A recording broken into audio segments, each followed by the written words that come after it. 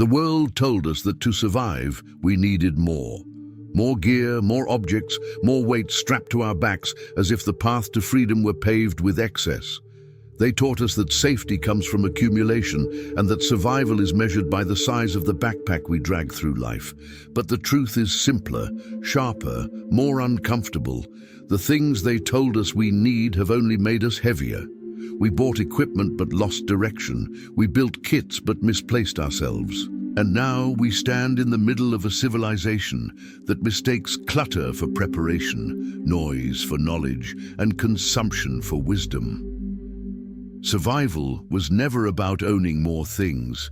It was always about remembering who you are beneath the avalanche of distractions. We walk through a world obsessed with gear lists, emergency checklists, and the illusion that preparedness comes wrapped in plastic. But the catastrophe we fear is not out there in the wilderness. It is inside our own minds. The real danger is living a life so stuffed with unnecessary weight that we forget how to breathe. We carry gadgets that promise convenience but cost our clarity. We chase upgrades while our spirits downgrade.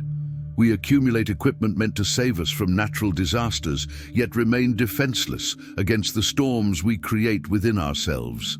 And as society accelerates, as screens devour hours and advertisements devour thought, the truth becomes harder to face. We don't need more tools. We need less noise. They lied when they told us survival was about collecting. They never told us that the real emergency is the emptiness we try to hide under piles of possessions. They warned us about scarcity, but not about excess. They made us fear hunger, but never addiction. Addiction to speed, to distraction, to appearance. They taught us to chase things that sparkle so we wouldn't notice our own dimming light. We live in a culture where the shelves shine, but the hearts go dark, where we're rich in objects but poor in presence, where the price tags grow but the soul shrinks. We were trained to survive the wilderness, yet no one trained us to survive the modern world. A world that consumes us long before we consume anything in return. And somewhere along this path, minimalism became more than a lifestyle. It became rebellion.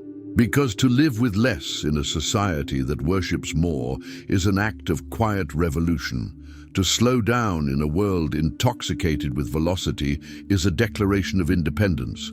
To choose intention over impulse is an escape from a cage that no one sees but everyone feels.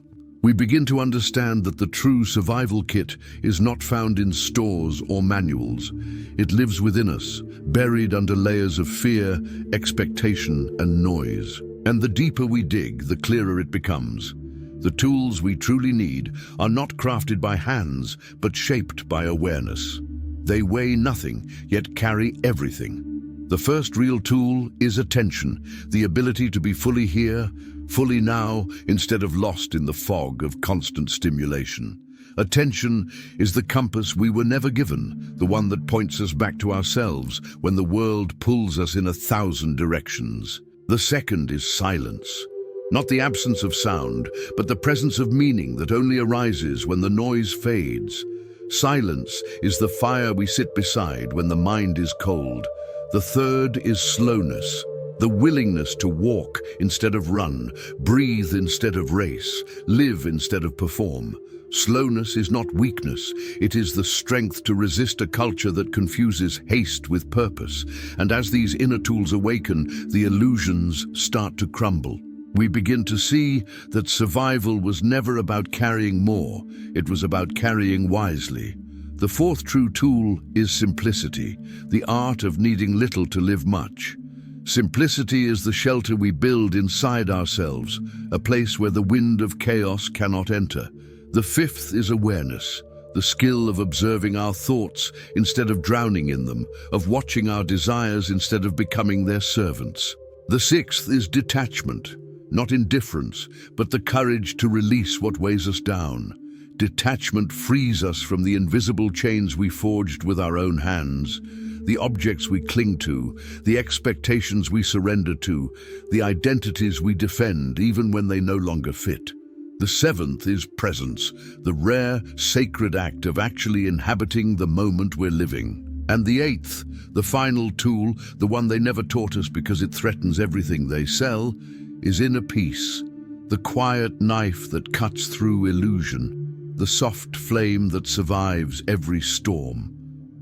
When we understand this, the world shifts, the weight in our chest loosens, the fear of not having enough dissolves, replaced by the realization that we already possess everything essential. The survival gear we were trained to buy becomes irrelevant in the face of the internal gear we were trained to ignore. And slowly, we reclaim ourselves. We discover that freedom is not found in the clutter of preparation, but in the clarity of awareness.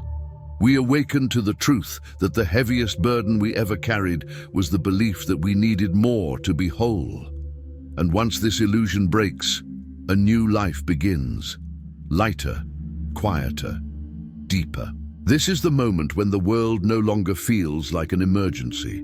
This is the moment when simplicity becomes sanctuary. We stop running toward things and start returning to ourselves. We begin to see that the modern catastrophe was never about lacking resources. It was about lacking presence. And as we step into a life guided by the 8 inner tools, we realize that survival is not about enduring the world, but embracing it with a mind unburdened. The chaos remains, but we no longer belong to it. The world is loud, but we have learned the volume of our own silence, and so the revolution begins, not with noise, but with stillness, not with accumulation, but with release, not with new possessions, but with new vision. We walk lighter, think clearer, breathe deeper. We become the kind of survivors that no disaster can break, because our strength does not depend on what we carry, only on who we are. And in this clarity, hope rises. Not the loud, desperate kind, but a quiet hope, steady and luminous. The hope of a life lived intentionally, the hope of a mind no longer exiled from itself, the hope of a soul at peace in a world addicted to chaos. This is the truth they never sold us, but that we must reclaim. The greatest survival kit is the one we build within.